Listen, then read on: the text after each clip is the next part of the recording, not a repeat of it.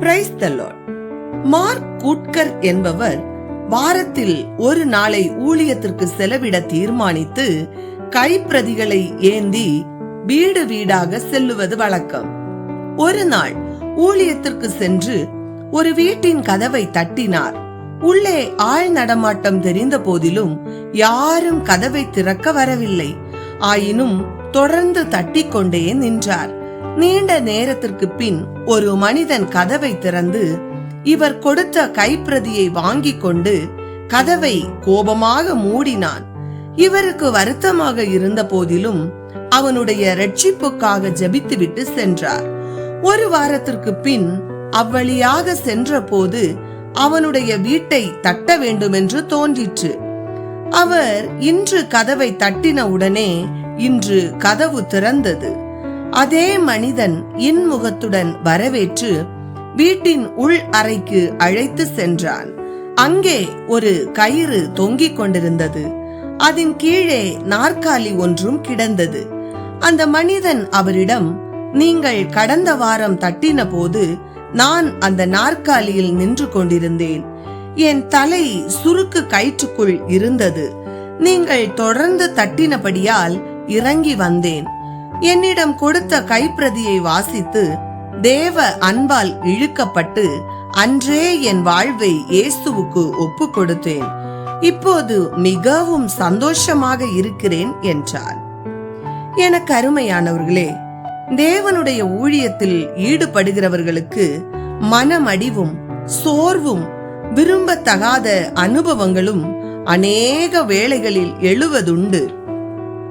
அவற்றை பொருட்படுத்தாமல் பிறருடைய ரட்சிப்புக்காக தொடர்ந்து ஊழியம் செய்யும் போது தேவன் அறுவடையை தருவார்.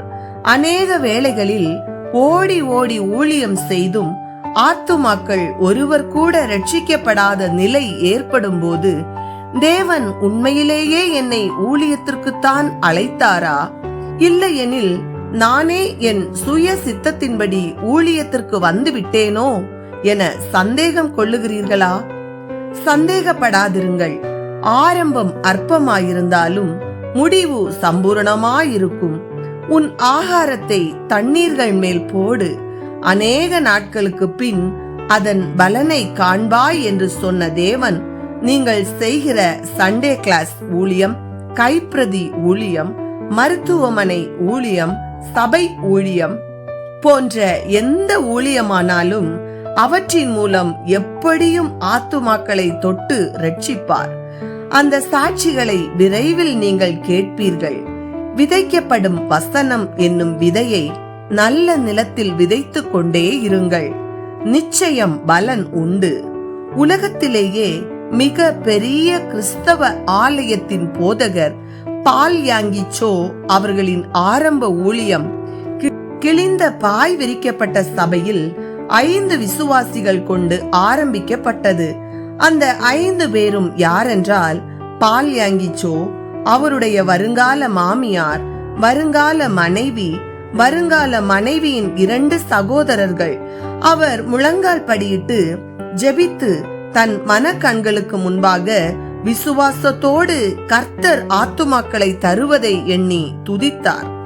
இன்று லட்சக்கணக்கான விசுவாசிகள் உள்ளனர். எனவே சோர்ந்து போகாமல் ஊழியம் செய்வோம். கர்த்தர் கீழ்காற்றை அனுப்பின போது காடைகள் இஸ்ரவேலரின் பாளையத்தில் வந்து விழுந்தது போல நம் ஊழியங்களிலும் கர்த்தர் அற்புதம் செய்யும் போது ஆலயங்களில் ஆத்துமாக்கள் வந்து நிறைவார்கள். பலத்தினாலும் அல்ல, பராக்கிரமத்தினாலும் அல்ல, இது தேவனுடைய ஆவியினாலே ஆகும். எனவே பரிசுத்த ஆவியானவரை சார்ந்து கொள்வோம். கர்த்தர் தாமே நம்மை ஆசீர்வதிப்பாராக. ஆமேன்.